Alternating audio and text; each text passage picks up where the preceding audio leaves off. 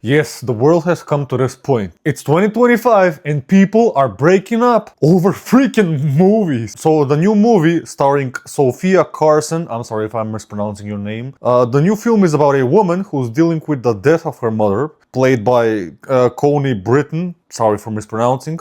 So following her passing, Carson's character Alex learns that her mom has decided to hold her inheritance until she achieves everything on the life list she created for herself at 13. The life list basically means, as it sounds, everything she needs to achieve to live a nice, successful life, by today's standards at least. When Carson spoke to Entertainment Weekly about the life list, she shared the interesting effect the movie had on early viewers who started raising all the existential questions. Ah, yes.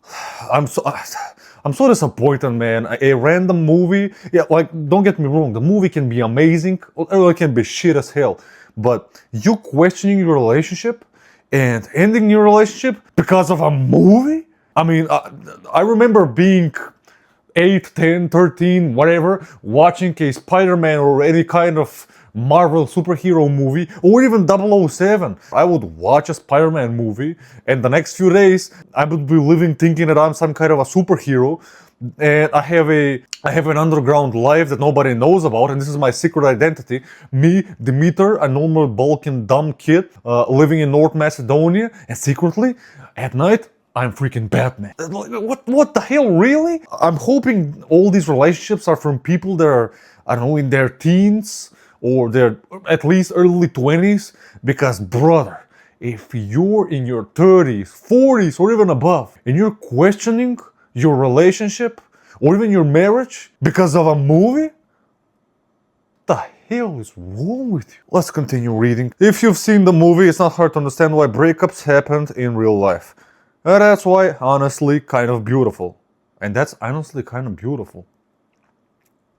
I agree and also disagree. It's a little bit scary and worrying, but also, I guess I can see the beauty in it a little bit. So while Alex's life list includes fun things like trying stand-up, getting a tattoo, and camping under a full moon. Ah, yes. Are you in a relationship? You haven't gotten a tattoo or went camping under a full moon? You better break up with that BS guy or dumbass woman.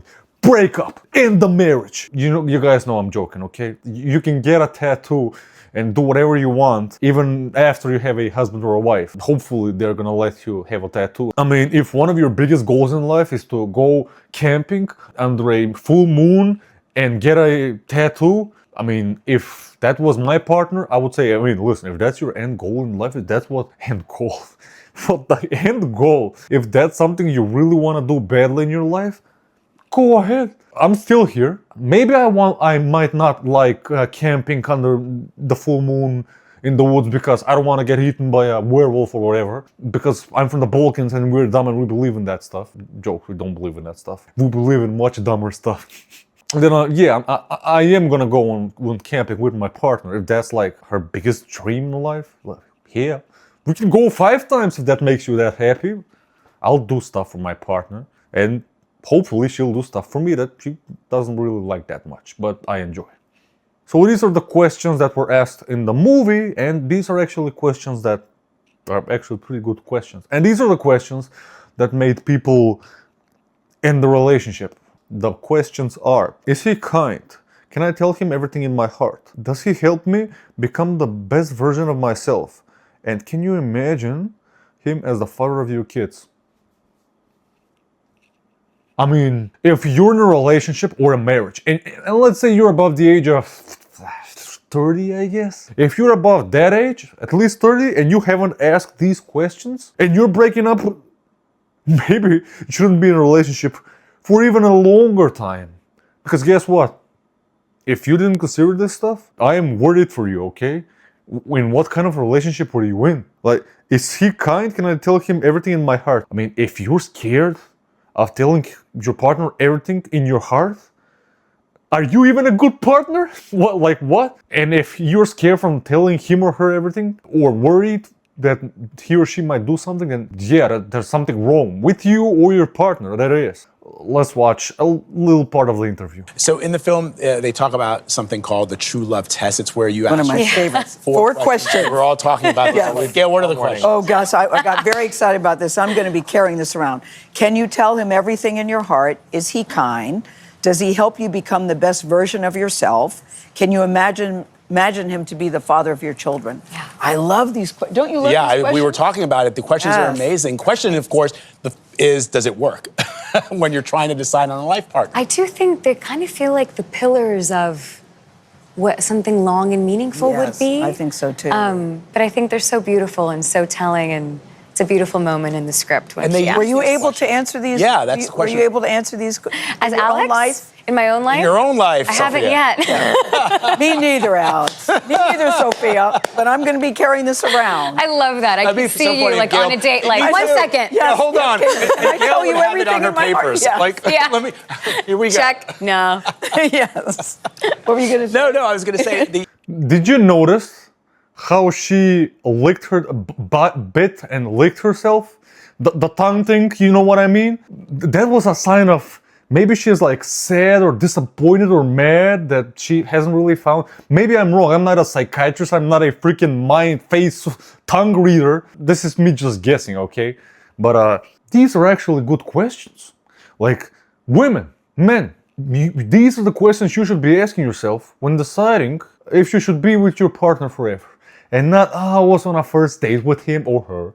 It's mostly girls that do this, but I was on a first date with him. He was perfect. He's successful. He's beautiful. He's tall.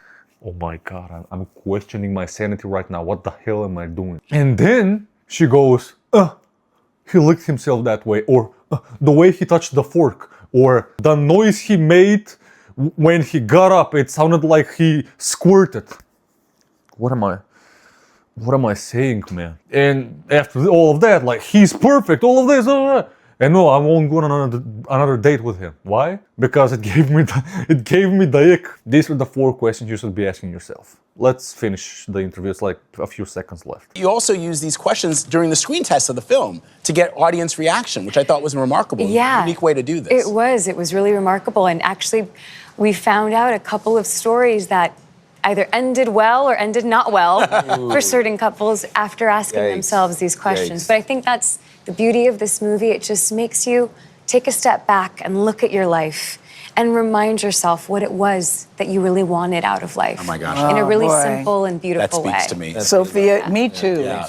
So she described it as the message the movie sends and making people break up is something beautiful. And listen, this isn't a personal attack on Sofia. Like, the way she's been speaking, and what the movie is shown, I like it. I don't mind it. But the fact that she said that's beautiful, I mean, I can see her point of it being beautiful, but I can also see the point of it being scary and worrying and depressing. Again, if you're above the age of whatever, 30, 25, 40, and you break up or you end your relationship because of this movie, that's what it took you to realize. But also, the modern feminist movement, like, a lot of people can hate me on this. Tell me what you guys think of what I'm about to say right now. So the modern feminist movement is basically pushing women more and more into the business world and yes, queen, you can do it yourself, you don't need a man world. But also, it's making a lot of women think that this is what they want and making them depressed. When in real life, they want to be in a relationship way more than struggling 24/7 and working on a job, business, and whatever. Again, nothing wrong with if that's what you want. But the outcomes of this movie can be very eye-opening for a lot of people. And when I say eye-opening, I don't mean as an eye-opening for the people like me and others watching this from a third perspective. And how many dumb people there are outside in this whole freaking dumb world. Well, beautiful, but dumb. This is the best way we can describe this outcome of people breaking up just because of the movie. Maybe it is really that they actually didn't like their relationship or partner, whatever, and they want to do something else. But what if you break up or you end your marriage and because you were brainwashed by the movie? Don't get me wrong, the movie by itself is nothing wrong. If you get brainwashed by the movie, it's your freaking fault, okay? Be more freaking critical of your life, age, choices, decisions. Please, people, women and men, all these questions that she mentioned, that the movie mentions, this is what she'll be thinking of, and not if he looks or does certain stuff in a certain way. What the hell? I hope I summarized my thoughts clearly and well. If you guys have any questions or disagree with me, roast me in the comments. I'll be there laughing with you at my expense. I don't care. I'm open to hear other people's perspectives and people that actually watched the movie and what I think. That's about it. Have a nice day.